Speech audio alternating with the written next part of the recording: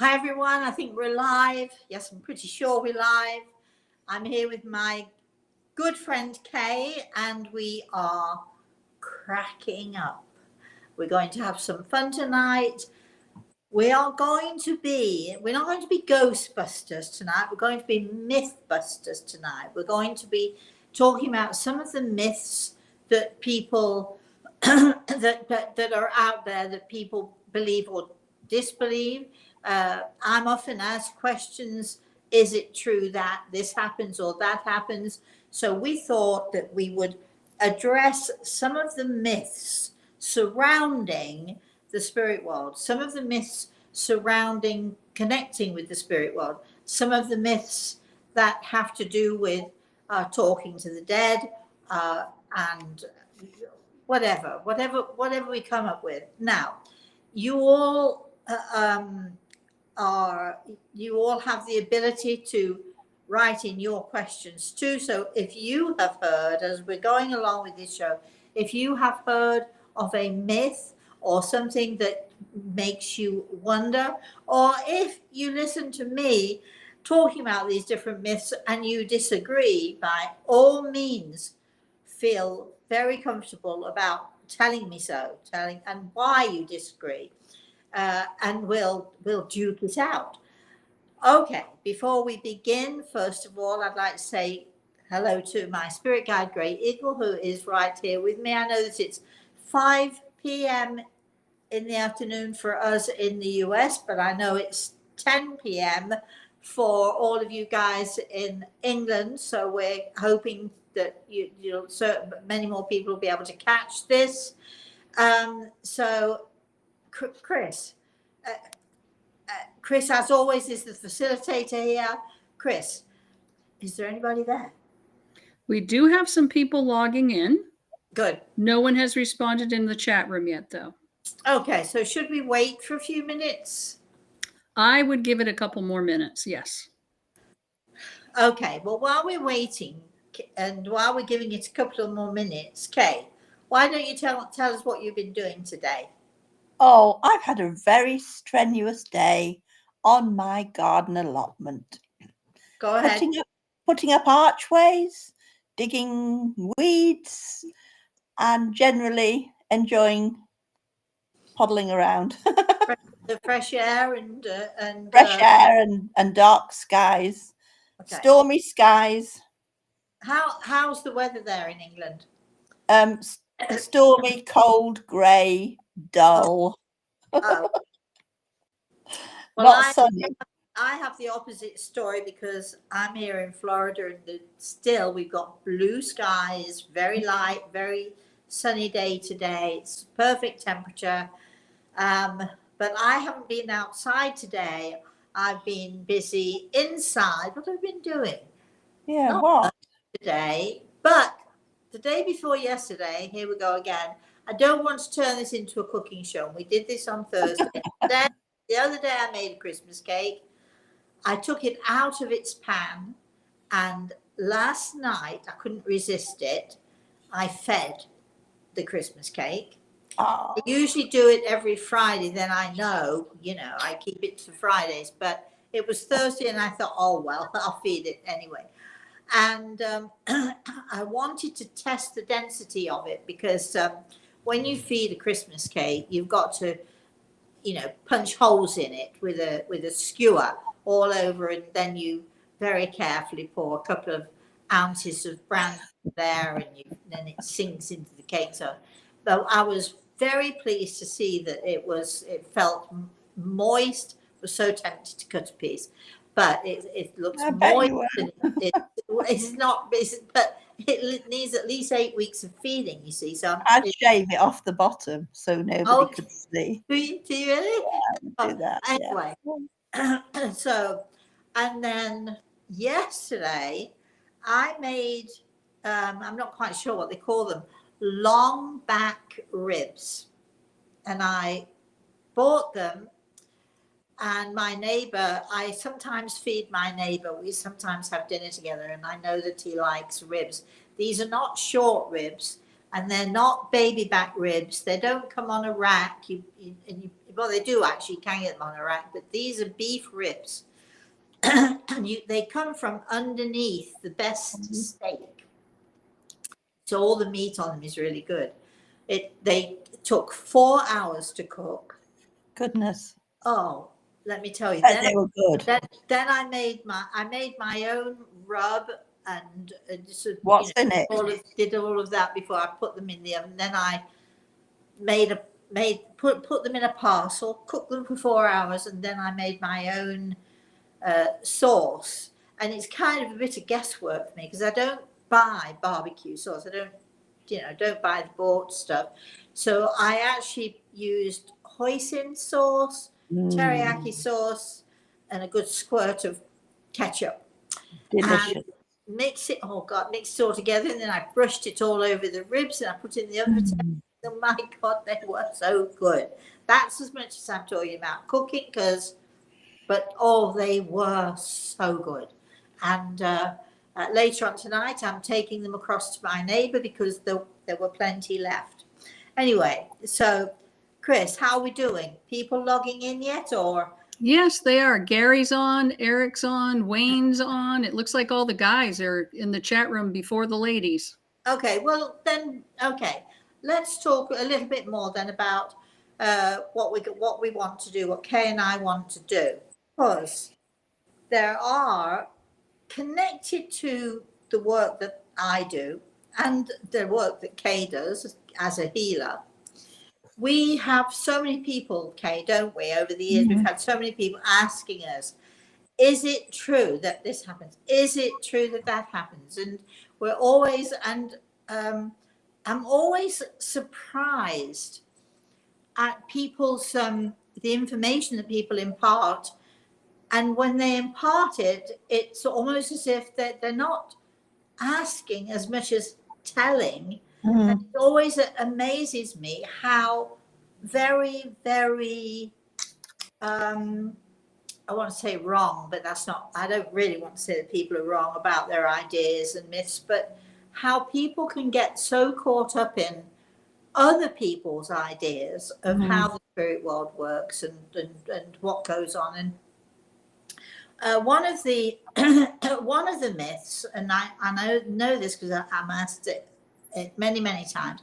One of the myths is that when we die and and off we go to the spirit world, we don't have a body anymore. And I do understand that people would think that, because people look at the physical body. The physical body is either in a coffin or it's in ashes or whatever it is you've done with it. So therefore, you've lost your body. So therefore, of course, people imagine that, not quite sure whether you've got these like wispy bits of smoky stuff, or I don't know what people imagine. But I know that many people think that once we die, we are now bodiless. And a while ago now, if I could remember the name of the guy I heard on TV talking about this subject, I wouldn't mention it because people have their own ideas and their own beliefs. But I remember sitting watching TV one night, and this guy who is a supposed expert, is talking about the fact that when he talks to the dead, he claimed to be a medium. When he talks to the dead, he only sees their heads. They don't, because he was saying they don't have legs. And I was sort of both shocked, what's he talking about, and also laughing, because the one of the first experiences I had before I even began with Gregor, before Gregor came into this with me to work with me with this, is I had a Scotsman, and believe you me, he would come to me in the mornings when I would wake up. There he would be standing by the side of my bed. He was wearing a kilt, a nice socks and shoes. And sometimes he'd dance for me, and he was great. And he was not, you know, he was not, absolutely not a wispy bit of nothing. He was very real and very clear.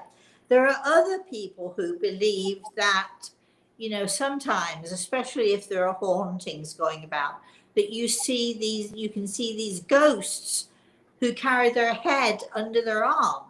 So you get these people who are saying, you know, I think what the famous one is the headless horseman, or the, you know, the headless huntsman, or whatever. So there are so many different myths. So I'm going to actually get rid of that myth by saying that, first of all, we do have our physical body, and it is true that when we die, our physical body deteriorates. That's it, it's done with. We don't need it anymore. But we have a spirit body called the etheric. I'll spell it for you if I can. ETHERIC, etheric, the etheric body, or the spirit body, which is the same shape and the same size, and is perhaps even more solid than the physical body, which explains sometimes, you know, you get people who are amputees, and they will often say to you, you know, my leg is gone, but I can still feel it. Still feel that it's there. Well, it is, except it is not of a physical nature. It is of a spiritual nature. And weirdly, the spiritual nature is so much more solid and so much more real than the physical body ever is. And it's also, the etheric body is also completely and utterly indestructible. What do you think to that, Kay? Like it. Did we just get rid of a myth? Did we just bust it? We've busted that myth, okay? So now, those of you who are listening, those who've joined us, please feel free to write in the chat room anything that you've heard that you want to know the answer to. You know, there's something that you might have heard somebody say to you. For instance, we didn't write this myth down, but I remember it was probably my first really, really big meeting. It was in a school. There were about 1,000 or 2,000 people in this school. And I had no idea it was going to be this big. I was used to smaller audiences.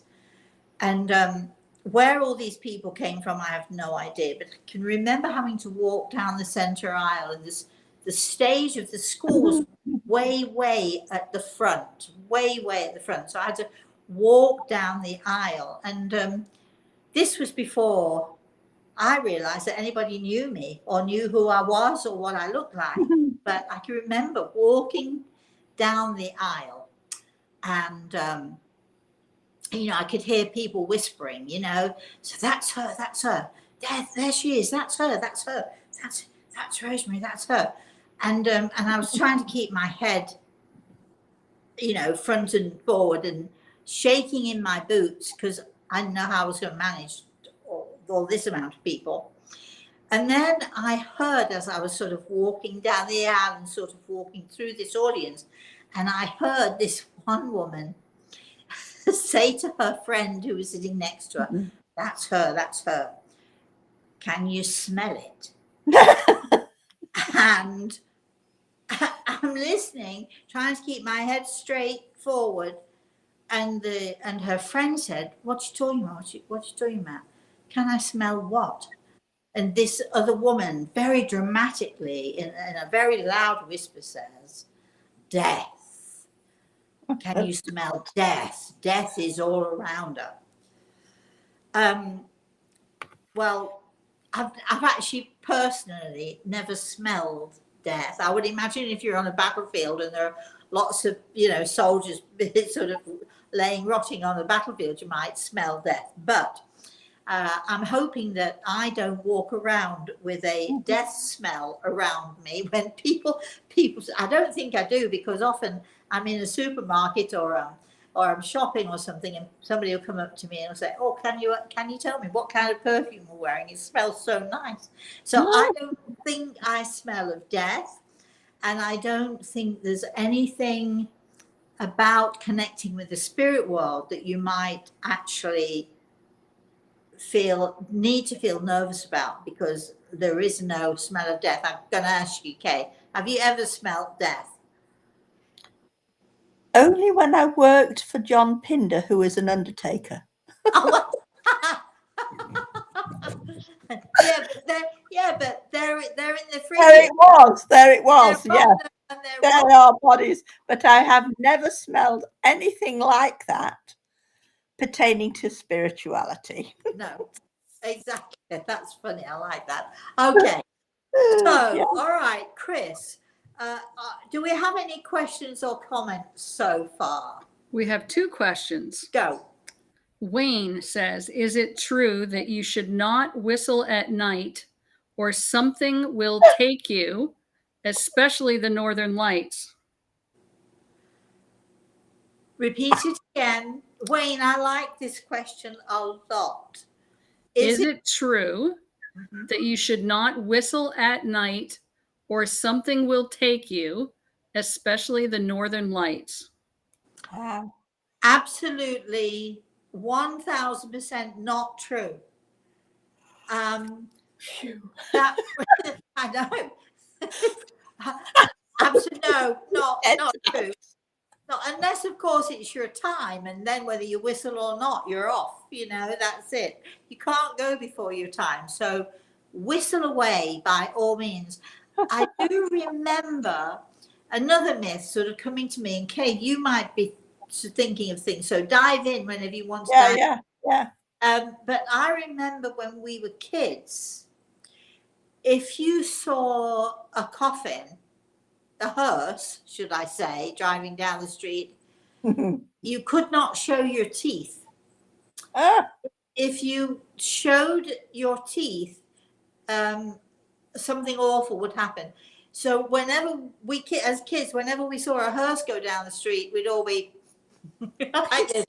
But adults used to believe that too. Not true. You can smile, you can wave somebody on, because the person or the body in the hearse is not the person who was. That person has already moved on. So I like that. So I hope that answers that. I've never heard that myth, but I'm glad, Wayne, that you've asked it. Give me another one of the myths that we were talking about, Chris, and then we'll go back to questions. But please feel free, everybody, to ask the question. Is it true that we have to give people in the spirit world a certain amount of time before they can communicate with a medium? No, not true. Now, a lot of people, and this is very common, a lot of people will go to see a medium, and the medium might say, well, how long has he or she passed? And then they'll say, oh no, you've got to wait a year before the spirit world can talk to you, before the spirit world can communicate with the medium. No, you have to leave them to rest. You have to let them get used to where they are. You have to let them become acclimatized, if you like, to where they are. And it is a huge, huge myth. So if a medium tells you that, it's because they can't see anything or whatever. That's all I'm saying about that. But I can say it. Go on, you say it then. They don't know what they're doing. They don't know what they're doing. It is very, very true. So we're now busting another myth. It is very, very true that the moment someone passes, I have heard this myself, those in the spirit world are able to communicate. I've gone to funerals and I've stood at the side of a grave and heard the person who's being buried, the body's being buried, and the person standing next to me saying, "Can you just let them know I'm here?" No, What did you say? A bit too soon, sorry. No, I did not. I said, "Yay, good." Good. So the myth that when we die, we have to wait a certain amount of time before we're able to communicate is a myth. So we just busted another myth. Chris, anybody else got anything there? Any question or any comment? Gary is asking, is it true that we judge ourselves when we pass? Or like that? Yes and no. So do you want to have a go at this one, Kay, or do you want me to do this one?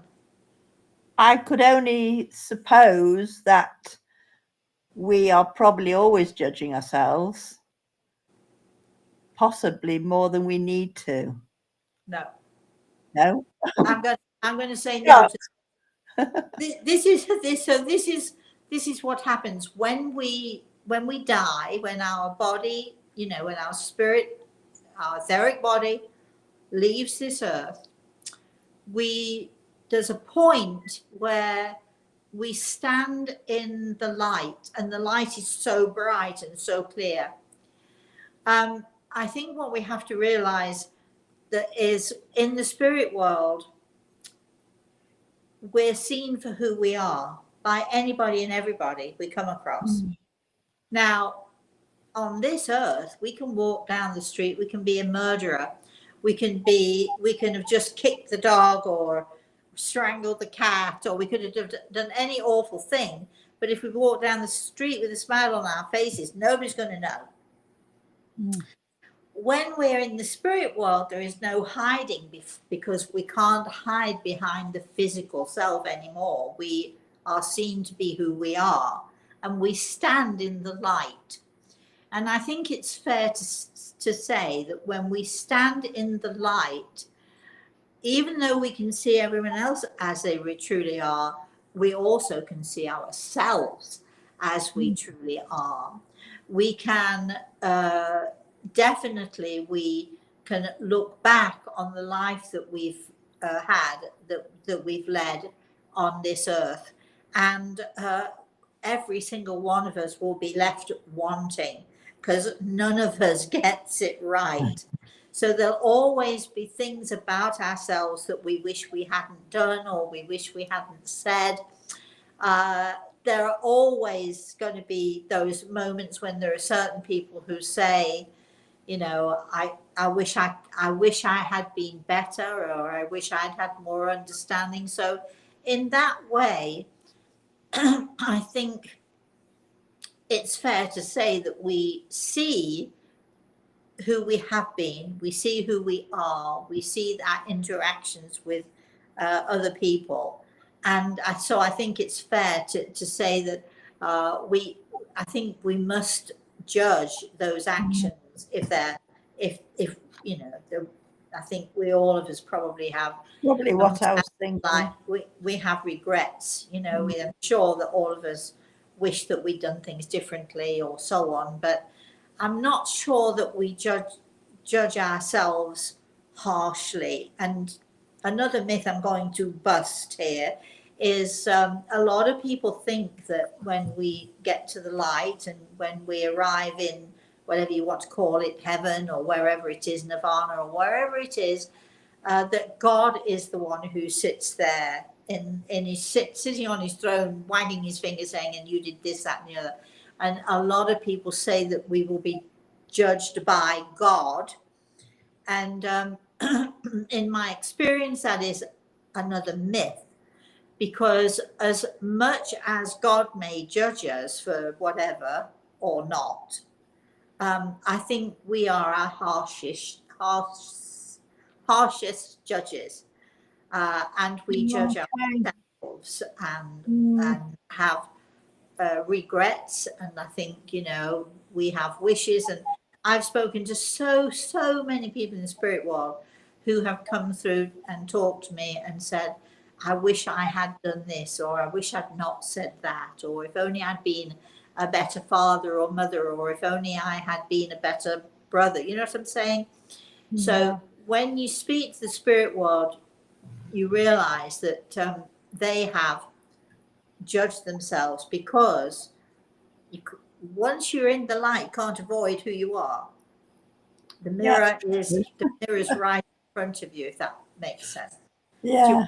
Do you want to make a comment about that? Say anything about that? Better get working on it, really. Yes. Like pronto. Yeah, but you can't change what you have done, but you can change Oh God. who you have or who you know. I think it's such hard work, isn't it? When you imagine all of that transparency. Yeah. Oh, It's scary, gosh. really. It's pretty So, scary. I think that's what I was trying to get at. yeah. Yes. I always tell people, you've heard me tell this story. When I realized how much the spirit world could see us, and they can, they see us all the time, watch us, watch over us, etc. When I first realized how very real it was, I started using bubble bath in my bath water. Yes. Now, it didn't stop them seeing me, but it made me feel better. Yes. It made me feel, but unfortunately, or otherwise, when we pass into the spirit world, there's no physical body to hide behind. We are, and also our aura, our energy field shines out. So, you're going to see who people are. You're going to know who they are, and they're going to likewise know who you are. That could be an interesting meetup with everybody then, couldn't it? It could be, couldn't it? Yeah, Couldn't it could be. Yeah. I mean, I'm pretty certain that, that every one of us, we all have things that we've done or said or regretted, wished we were nicer people, whatever, what have you. So I don't think it's as big a deal as we might think it is, but still, I think it's good to be able to see yourself as other people see. Don't you think? Yeah, I'm sure. You're getting worried now, are you? You're getting I'm constantly worried. All right. So, Chris, how are we doing in the chat room? Would you like another chat room question? Oh, yes, of course. This one is from Eric. Hi, Eric. He wrote it in when you were talking about the smell of death. Oh, God. How about the smell of fear? Oh, yes. I think it's, I mean, animals will definitely smell fear on us. And I think that if you are a sensitive person, you can tell when someone's anxious, or I don't know if it's a particular smell, but you can have a sense of one way or another. What do you think, Kay? Have you ever smelled anything? Yeah, you can sense it on people, can't you? It's Yeah. more like a vibration than a smell. Yeah, I think so. It's more like an electricity or a judder, like a Yeah. you know what I mean? I Yes, agree. like a wave of something. Yeah. Mm. Okay, keep going, Chris. Is there any other questions? Yes. Leslie says, I have heard that some souls don't know they are dead and get stuck on the earth plane, and we have to pray for them to go into the light. Okay. Is that a myth, do we think? I happen to know a lot about this. This is one of my areas of expertise, because I have done so much what we call rescue work. And it is true, although it does not happen very often, thank goodness, but it is true that there are certain times, usually in moments of extreme trauma at the point of death. But even then, we have so many people in the spirit world, and so many family members who help us to go over. But it is true that there are certain people who, for whatever reason, simply, I won't say they get stuck, they choose not to go down that tunnel. And my job, part of my job was to, because very often Great Eagle would bring these people to me, and it would be my job to try to convince them or to help them to move forward. And one time we had a little girl, and she had been very sick all through her life, and she lived, and we're going back a ways now, she lived in what I'm going to call it a lung machine. She couldn't breathe. Do you know those big old lung machines that they used to have years ago? She lived in one of those. She couldn't breathe on her own. But her parents spoiled her. She was basically an extremely spoiled little thing. She was probably only about 6 or 7 years old, and she was brought to me. She had died, and she was refusing, absolutely refusing to, I think, to leave her mummy and daddy. This is how she saw it. She wasn't going anywhere. And no matter how much her angels tried to coax her or convince her, no matter how many people in the spirit world who love to try to coax her or convince her, she was not going anywhere. And so she really struggled. And again, it wasn't, I can't say that she was stuck. She made that decision, as little as she was. As young as she was, she made that decision, well, I'm not going. And no matter how many people tried to coax her, she was not going.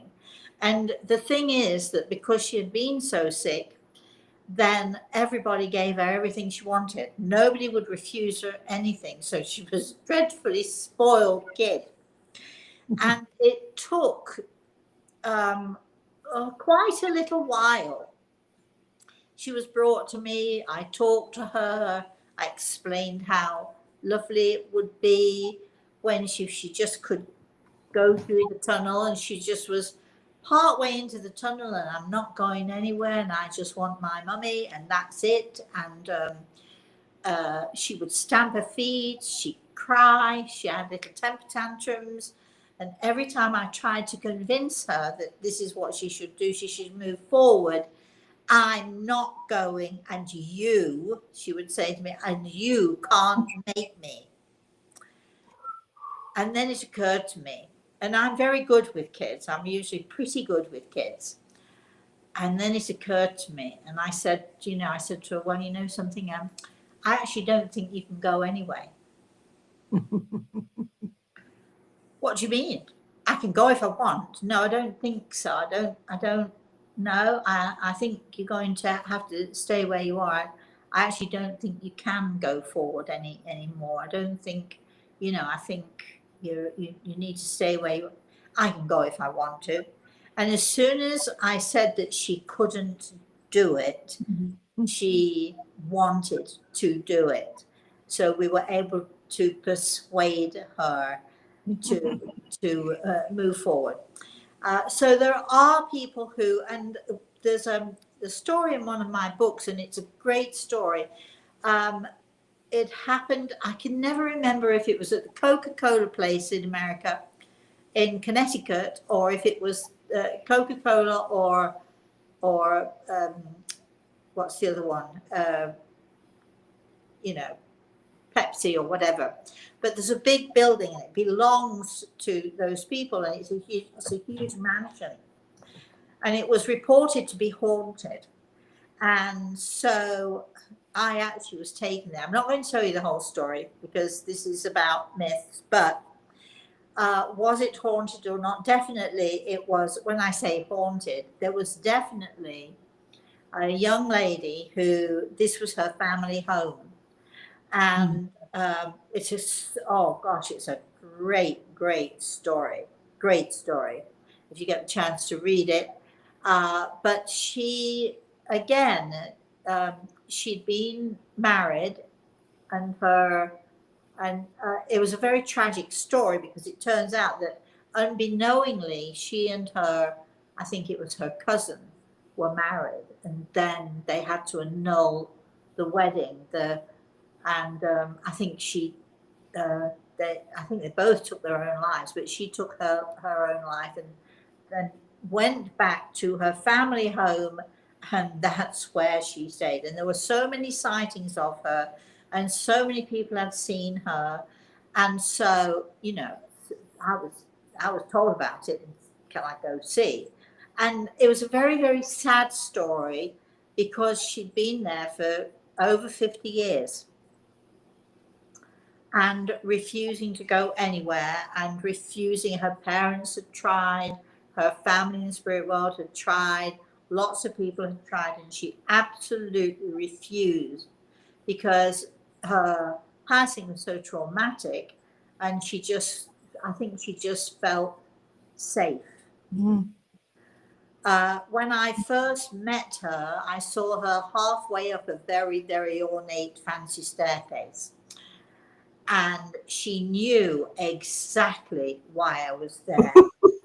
And she stood halfway up the staircase, and she was looking at me, daggers, and hissing at me.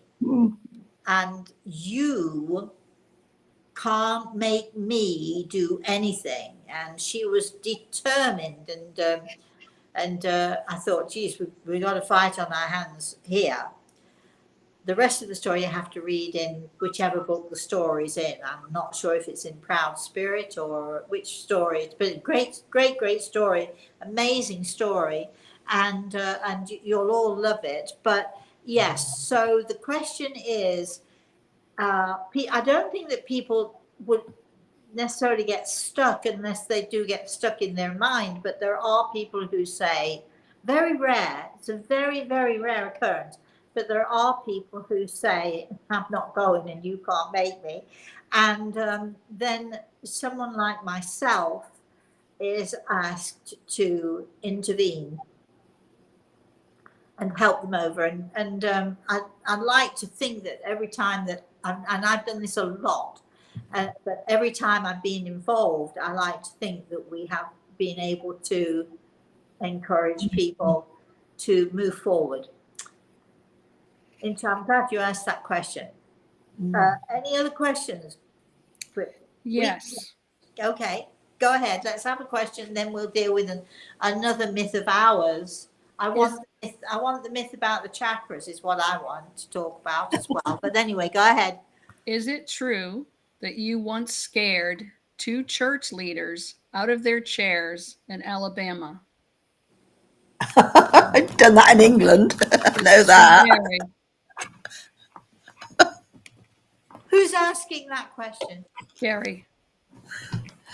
Well, it's very possible.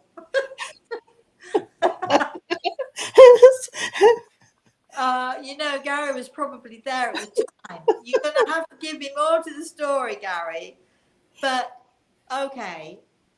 I'm not going to bust this myth because it's not a myth. It is the truth. I'm often scared lots of People out of the chat. Many students to start with. Oh, the students, yeah. Do as you're told or else. But you have to remind me of the story, Gary, because I can't remember. The night you sprained your ankle. Oh. Get out of the way, leave me alone. Yes. Okay, it's true. It's too long a story to tell here, but Gary, oh my gosh, yeah, that was, well, it's true that I was on the stage. I did not like what was happening. I did make people shoot up. It was a husband and wife who sat on, if I'm correct in saying it, they sat on these beautiful ornate wooden thrones that were on the stage, right? And the audience was sitting in hard metal chairs. So I actually said, because I don't think that's right. You know, we all sit on metal chairs or we all sit on thrones. I mean, anyway, they sat on the stage in these beautiful, ornate, comfortable wooden thrones. And I'm looking at them thinking, you know, and then I looked at the audience who were sitting on these really hard metal chairs. And so I asked the question, what do you think you're doing? Why do you get the thrones? And this was the president and his wife of this church. Get off. Go sit on the metal chairs with your parishioners. And they were, I have to tell you that they were very upset. How did they do it? How did they do it? The congregation, however, and there were hundreds of people there, I remember this very clearly now. They cheered, they raved. Oh, wonderful. Because all of these people who were in the congregation had given money every week to furbish the church. Yeah. And here are these two people thinking they get the thrones, and that's not right. So I'm a big one for justice. When I say it now, it sounds like I'm an awful person. But I made them get up off the thrones and go and sit on the metal chairs. I love it. If you think those metal chairs, those uncomfortable metal chairs, are good enough for your congregation, then they're good enough for you. So move. The pleasure in being with you all those years ago, going to places, was standing back and watching the ripples. Yeah, Gary, I want your opinion in a minute of this. However, right?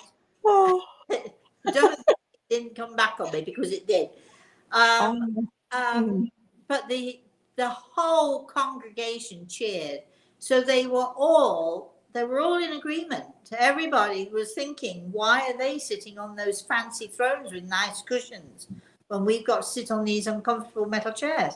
So they all cheered. However, I will tell you, we had a great time.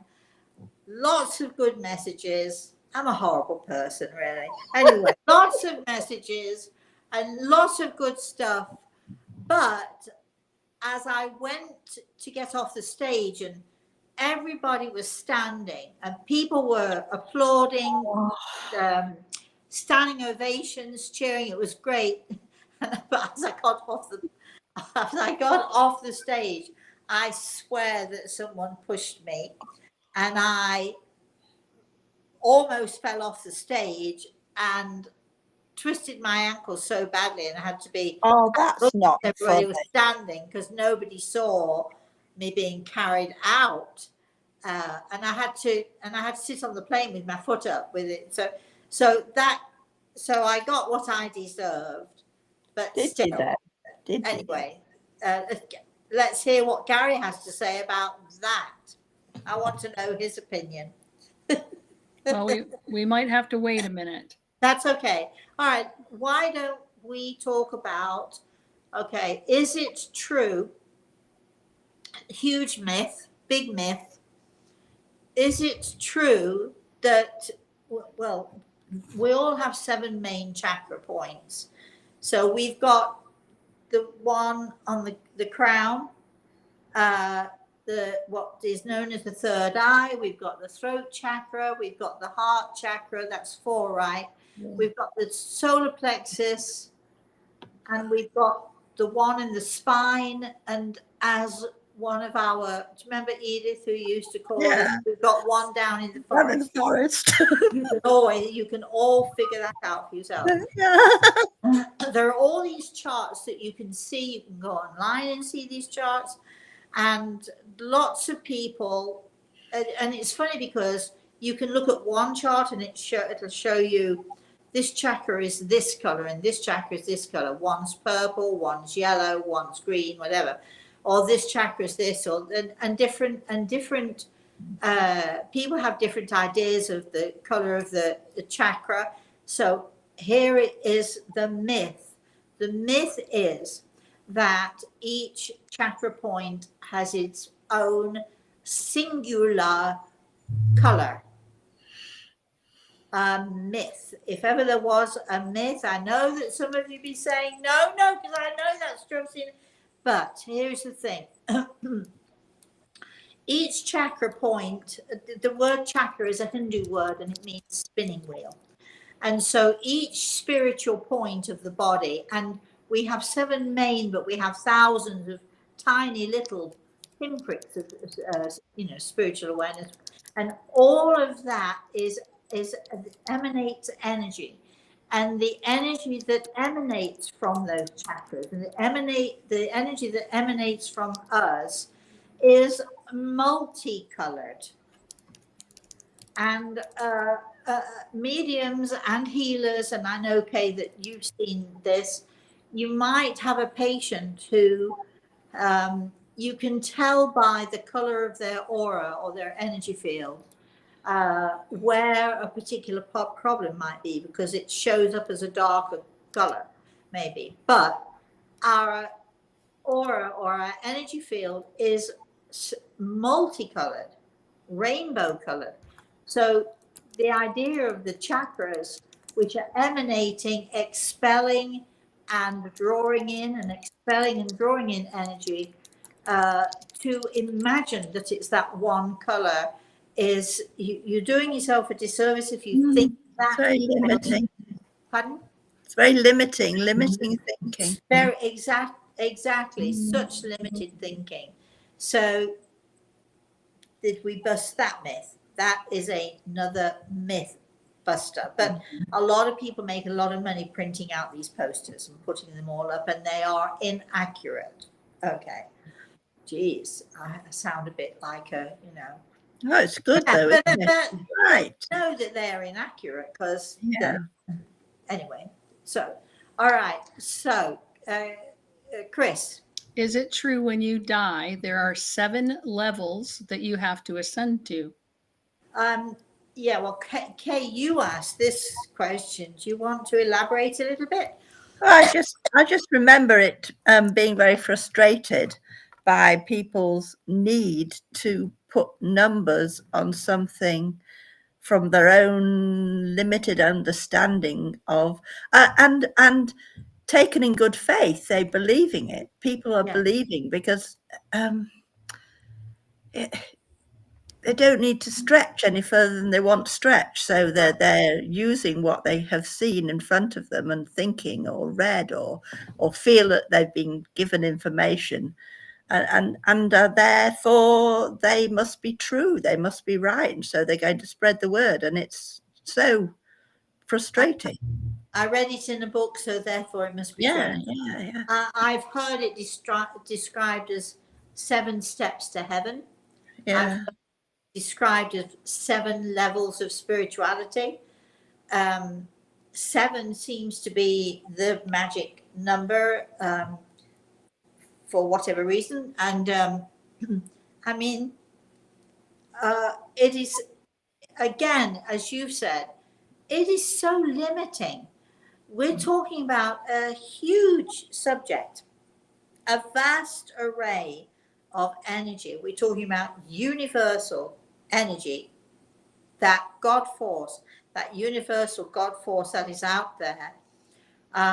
And here we are. But I think that because, a lot of it is this, we're human beings and we can only take so much information, Yeah. If you like, I think it's a bit like being at let's say you're in junior school, or you're in the your first or second grade or whatever it's called in America.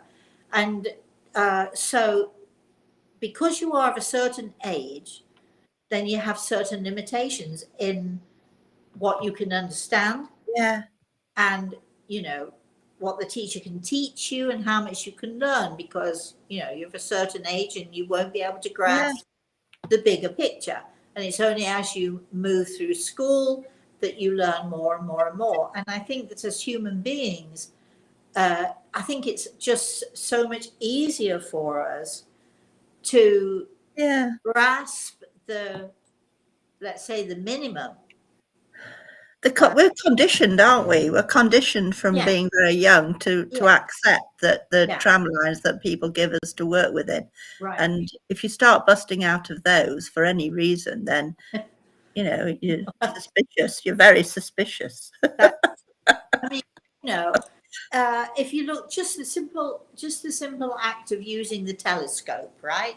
Yeah. The telescope only showed us that much. The next one showed us that much, and so on. And science is evolving all the time, growing bigger and bigger, and we're learning more and more. You know, we used to think that you know, the universe was only, let's say, this deep, and now we understand, because of the bigger telescopes, more powerful telescopes, it's this deep, and so on. And I think that we should apply that reasoning and that understanding to everything. Yes, and particularly how this world of ours and the next world or whatever, and how the universe works. So I think that it's so very, because we are human beings, we kind of like to have it structured. But, understandably, isn't it? It's understandable. Yes. However, I'm busting this myth. There are way more levels than 7, can tell you now. And there are steps going up this way and that way and that way. And there are tunnels leading through there and tunnels leading through there. So when we try as human beings to try to confine it so we can understand it, stop, because you'll never get it. It's way bigger than we can possibly imagine. We're in junior school. We're first and second graders or third graders or something. And even someone like myself, you know, who knows a lot more and has experienced a lot more, I'm not sure I'm out of senior school yet. So am I in college yet? I don't know. But I know that whatever it is that I know, there's way more to know. Chris. All right. Violet's asking, people often say that ask Saint Anthony for help for finding lost objects. Is he actually listening and helping people out, or is he a myth? Oh, well, there was a St. Anthony, and I can tell you that, okay, this is all about the power of thought, and our thoughts are the most powerful thing that we have. You can call him Saint Anthony, you can call him God, you can call him whatever you like. You can ask, when you put a request out into the spirit world, is it St. Anthony who's listening, or is it the idea of, or is it are they our loved ones in the spirit world, or are they our guides or our angels steering us and guiding us and helping us? I've often done the St. Anthony thing. Here's what you do. This is little myth, but it works, right? You can imagine, can't you? Somebody up there saying, not necessarily St. Anthony. Okay, but for want of a better word to use, dear St. Anthony, please come around. There is something lost that must be found. And then you're supposed to turn around 3 times. I can't remember whether it's which way it is, left to right or right to left, right? And then you're supposed to be taken straight to the thing that you've lost.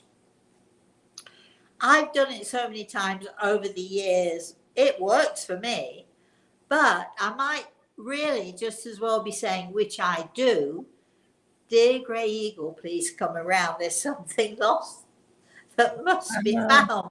Or in real terms, where did I put my glasses? Help me find this. Yeah. Grey eagle, can you help me find that? So kind of a myth, but not a myth. I'm not quite sure what to do with that one, Violet, but if you feel comfortable asking St. Anthony, by all means keep doing it. That's a good one. I like that one. Okay, Chris, any other stuff out there that people are asking? Eric says, does the energy of places remain like ley lines? Oh gosh, yes. Well, there are ley lines. Yeah. Ley lines are a real thing, right? Okay. Yeah, I'm thinking Wheatley, the little girl in Wheatley post office. Remind me. In the village next door to mine, all those hundreds of years ago in Sturton farming, there was a small village called Wheatley, and there was a small shop with a family living in it. And one of the children in this family was very poorly and physically not growing properly. And you went round there and advised them to move as soon as possible, I think. I might be wrong. Talking about me. Yes. Okay. Because there were ley lines. The house was on top of a cross. Ley line. Cross, actually straight bang in the middle of the cross of the ley lines. Right.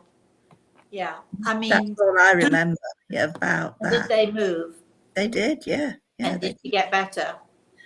I don't know. I didn't follow that through because they left, but I know that they were very pleased to know and get away from it. Okay. So ley lines are the natural energy lines. If you can imagine, sort of visualize the world, there it is, that round, like a round atlas, visualize that. Ley lines they're sort of lines of energy. They go around, they cross, they run parallel to each other. They are fields of energy, right? Now, years and years and years ago, when people used to pay attention to all of this, in England certainly, and I'm sure in many places in Europe, if you built a church or if you built a cathedral, it would always run alongside, never cross the ley line. Because if you're going to put a building crossing a ley line, you're disturbing the energy, you're interfering with the energy. The energy needs to run smoothly, okay? So you will always find a church or a cathedral. It will always be alongside of a ley line. It will always be near water because of the energy of water and the creation of good energy of water. So it might be near a river or a stream or whatever.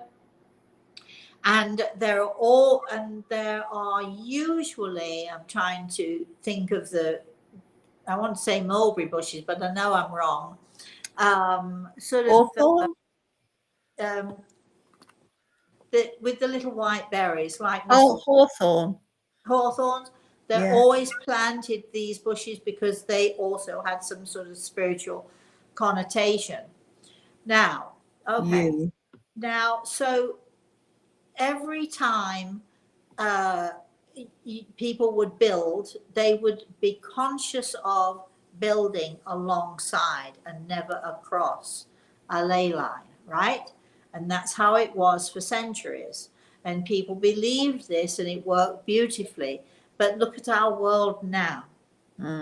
Buildings, nobody cares. Buildings go up everywhere. There are certain places that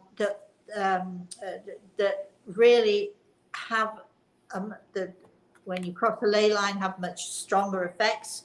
You have whole areas where people can die of cancers or people have sickness in the family. I lived next door to our house that was absolutely and definitely one of those houses with this, let's say, disruptive energy, and possibly built across a ley line.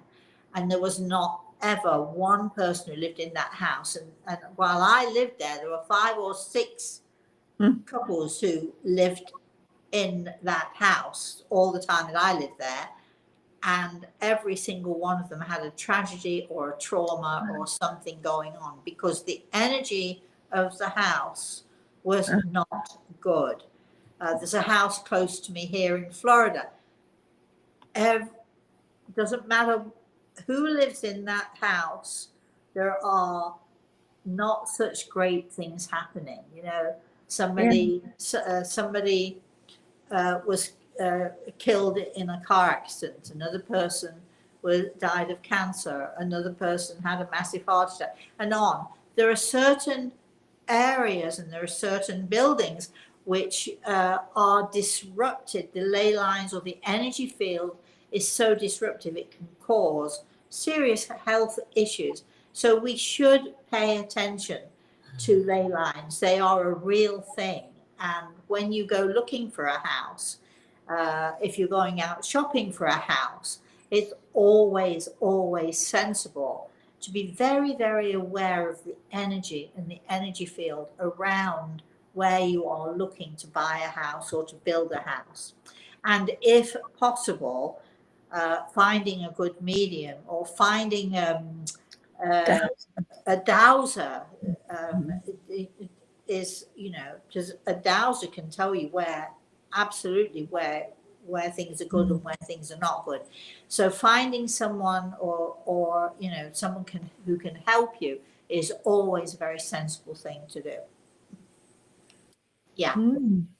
Interesting, isn't it? I know. Very interesting. Yeah, really interesting. I mean, Kay and I mean, gosh, we've had so many different experiences, right? We've had so many things happen to us, and while you've been with me, and we've experienced so many different things over the years, that these things don't surprise us at all. They're natural to us. They're normal to us, aren't they? Yeah. Okay, Chris. All right. So you know you're at the hour now, but we still have at least half as many of those questions still to go through. Let's be quick. All right.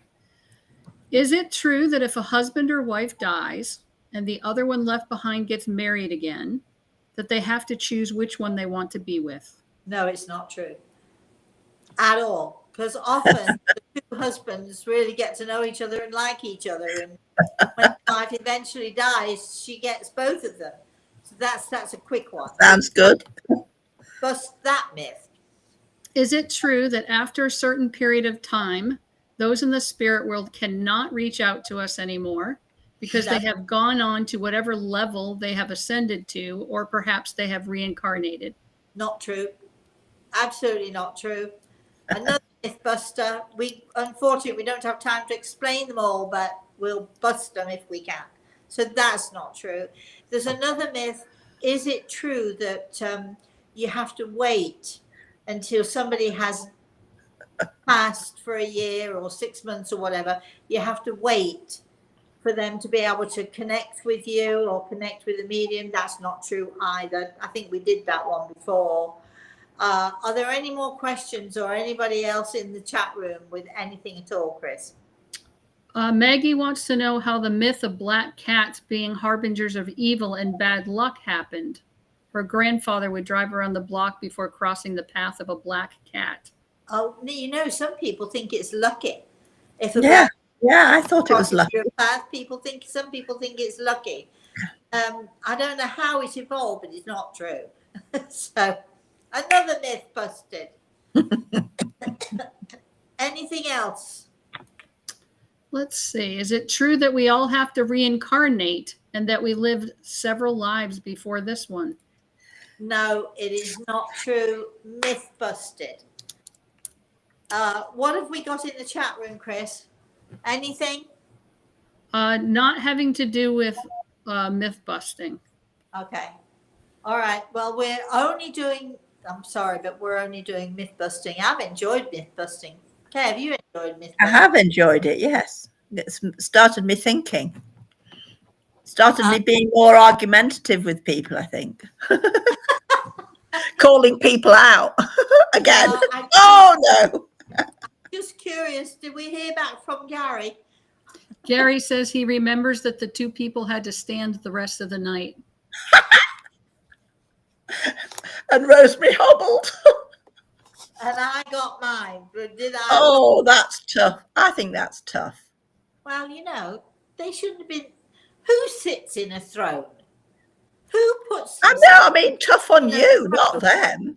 Unless it's a king, Who sits in a throne? Yeah, but you shouldn't have had a poorly ankle because of it. I know. Well, I did deserve it. I mean, I don't think you did. Yeah, I did. Somebody pushed me. I know pushed me. There we are. Did you feel them? I think that we've done the myth busting. We've enjoyed it. Yeah, it's been fun. It's been fun. Anything you want to say before we? Keep your eyes peeled. Look out for myths. Bust them.